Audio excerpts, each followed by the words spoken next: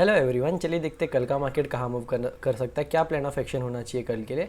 पहले ये ड्राइंग में हटा देता हूँ, उसके बाद हम लोग डेली टाइम फ्रेम पे पहले समझने की कोशिश करेंगे, फिर 15 मिनट टाइम फ्रेम पे जाएंगे। ओके, ठीक है। तो हमने लास्ट वीडियो में बात किया था कि मार्केट 2 दिन से डोजी कैंडल बना रहा है, कहीं ना कहीं यहाँ पे एक सेलिंग वापस से आ सकती है। यूजुअली मार्केट का ये पैटर्न होता है, अगर अब नहीं जाना है एंड स्लोली मूव कर रहा है तो एक सेलिंग का चांसेस होता है, एंड वो प्रोबेबिलिटी जो है आज होती हुए हम लोग को दिख रही है। अभी हमारा आगे का प्लान ऑफ एक्शन क्या होना चाहिए उसके ऊपर हम लोग बात करते हैं। 15 मिनट टाइम फ्रेम पे आ जाते हैं हम लोग, एंड उसके बाद में ये आपको लेवल्स वापस से लगा देता हूँ ताकि समझ में आए। देखिए, एक चीज़ समझो कि मार्केट में जो 2-3 दिनों से क्या चल रहा था कि एक पैरेलल रेंज में मार्केट मूव कर रहा था। एंड हमारा जो कल का मार्केट आउटलुक हमने पोस्ट किया था अपने टेलीग्राम चैनल पे, उसमें सिंपल था कि अगर ये ब्रेकडाउन अगर होता है तो यहाँ से हम लोग को सेलिंग देखने को मिलेगी, एंड फर्स्ट टारगेट हमारा रहेगा 25,780 एंड उसके बाद रिस्पेक्टिवली 25,700 के आसपास। ठीक है, आज का मार्केट एग्जैक्ट वैसा ही कुछ हुआ, गैप डाउन खुला, फर्स्ट कैंडल थोड़ा बड़ा सेलअप था, स्लोली रिकवरी हुई एंड वापस से सेलअप किया, साइडवेज टू बेरिश मार्केट आज देखने को मिला। अभी कल हम लोग का सिंपल सा प्राइस ऑब्जर्वेशन होना चाहिए, सिंपल प्लानिंग रखना है कि अगर वापस से मार्केट इस रेंज के नीचे आता है, ये जो सपोर्ट मैंने ड्रॉ करके रखा है इसके अगर नीचे आता है तो हमारा टारगेट होगा 25,700। इनिशियली हो सकता है कि ये थोड़ा साइडवेज यहाँ पे या तो वॉलिटिलिटी क्रिएट करे, बिकॉज यहाँ से एक रिवर्सल पॉइंट हुआ था, राइट। तो यहाँ कहीं साइडवेज हो सकता है, बट हम लोग का अगर ब्रेकडाउन आया तो हम लोग का टारगेट होगा 25,700। यहाँ हम लोग रिवर्सल के लिए प्लान करेंगे, बिकॉज यहाँ से गैप फिल करके मार्केट हायर रेंज पे वापस जा सकता है। बाइंग के लिए अभी हम लोग को थोड़ा सा होल्ड करना पड़ेगा, क्योंकि मार्केट में अभी कोई बाइंग का सिनेरियो दिख ही नहीं रहा है। 25,796 पे मार्केट क्लोज किया है। अभी इसको बाइंग के लिए वापस से कम 26,000 ब्रेक करना पड़ेगा इसको, तब जाके हम लोग कहीं बाइंग के लिए सोच सकते हैं। बिकॉज अब समझो, अगर मार्केट गैप अप भी खुला, फर्स्ट कैंडल में थोड़ा एक इम्पल्स मूव देखने को मिला, फिर ये साइडवेज हो जाएगा, एंड अगर यहाँ से ब्रेकआउट आता भी है तो हम लोग का ये जो पैरेलल चैनल है इसका रेजिस्टेंस होगा, कहीं ना कहीं फिर से यहाँ पे मार्केट फंस जाएगा। तो ये जो जोन है हमारा 300 पॉइंट के आसपास का, यहाँ पे कंप्लीटली साइडवेज वॉलेटिलिटी हम लोग को देखने को मिलने वाली है। तो बाइंग साइड में अभी तो कोई स्कोप दिख नहीं रहा है। सेलिंग के लिए जो है दिख रहा है कि अगर वापस से कहीं यहाँ ओपन होता है या फिर ये जोन में ओपन होता है और फिर से ये सपोर्ट ब्रेक करता है तो हम लोग सेलिंग प्लान कर सकते हैं, एंड 699 का एक ट्रेड प्लान होगा सिंपल सा। यहाँ हम लोग रिवर्सल के लिए प्लान करेंगे, तो यहाँ हमारा आइडियली जो पुट का पोजीशन होगा यहाँ बुक होना चाहिए। एंड कल मार्केट कैसा ओपन होने वाला है उसके ऊपर बहुत सारी चीज़ें डिपेंड होंगी। अगर बड़ा गैप डाउन वापस से हो जाता है तो कुछ सेंस नहीं बनेगा उसके लिए, बिकॉज फिर से मार्केट साइडवेज ट्रेड करेगा एंड वॉलेटाइल हो जाएगा, अननेसेसरी स्टॉप लॉस हिट होगा। आ जाते हैं बैंक निफ्टी पे। अगर डेली टाइम फ्रेम पे हम चलते हैं, यहाँ पे आपको थोड़ा सा ऑब्जर्वेशन दिखाता हूँ। एंड एक चीज़ समझो कि निफ्टी आज इतना क्यों नहीं गिरा, बिकॉज निफ्टी आईटी आज अच्छा खासा फॉल दिखाया बट निफ्टी होल्ड कर गया।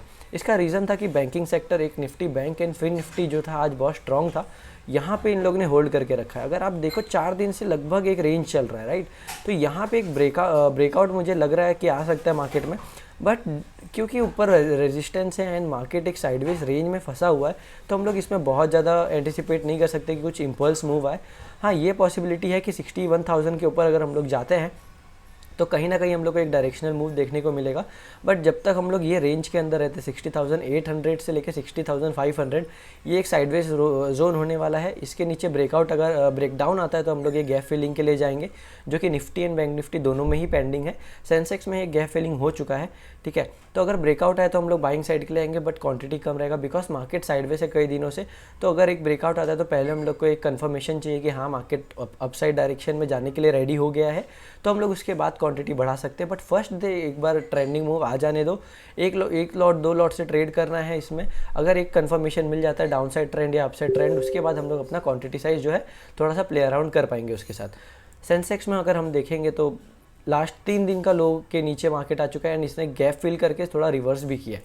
तो यहाँ पे एक प्लान ऑफ एक्शन हमारा सिंपल होगा, बाइंग तो नहीं करना है, बट हाँ, अगर कल मार्केट गैप अप ओपन होता है और कहीं हम लोग इसके ऊपर, एक सेकेंड, हाँ, कल मार्केट गैप अप अगर ओपन हुआ एंड हम लोग अगर ये रेंज के ऊपर कहीं जाते हैं तो एक ब्रेकआउट पे हम लोग ट्रेड प्लान करेंगे 83,900 के ऊपर, एंड हमारा टारगेट रहेगा 84,100 के आसपास।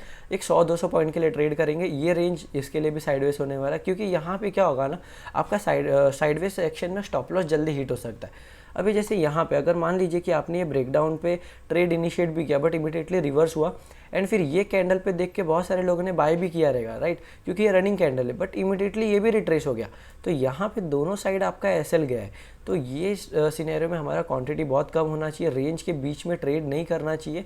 जितना साइडवेज रहेगा market, I will say again कि आप स्टॉक ऑप्शन के साथ जाइए, बट इंडेक्स में मत ट्रेड करिए। तो निफ्टी, बैंक निफ्टी एंड फिर सेंसेक्स, दोनों इस समय तीनों इन इंडेक्स साइडवेज टू बेरिश दिख रहे हैं। सॉरी, बैंक निफ्टी थोड़ा बुलिश है, बट सेंसेक्स थोड़ा सा बेरिश है एंड निफ्टी भी थोड़ा सा बेरिश है। जब एक बार रिवर्सल पॉइंट पे हम लोग आ जाएंगे, यहाँ से कुछ हम लोग रिवर्सल के लिए प्लान कर पाएंगे। ओके, फिर निफ्टी आज मैं ऐड कर देता हूँ क्योंकि ये थोड़ा सा प्राइस ज़्यादा इंटरेस्टिंग है। बिकॉज आप अगर यहाँ देखोगे तो आज कहीं ना कहीं ये ब्रेकआउट हुआ है यहाँ पे 915 के कैंडल में, एंड कहीं इसमें एक मूव देखने को मिला है हम लोग को। ठीक है, फाइनेंस के कुछ स्टॉक्स बहुत अच्छे चले, जैसे बजाज फाइनेंस। एक डिस्क्लेमर मैं आपको दे देता हूँ कि ये कोई बाय सेल रिकमेंडेशन नहीं है।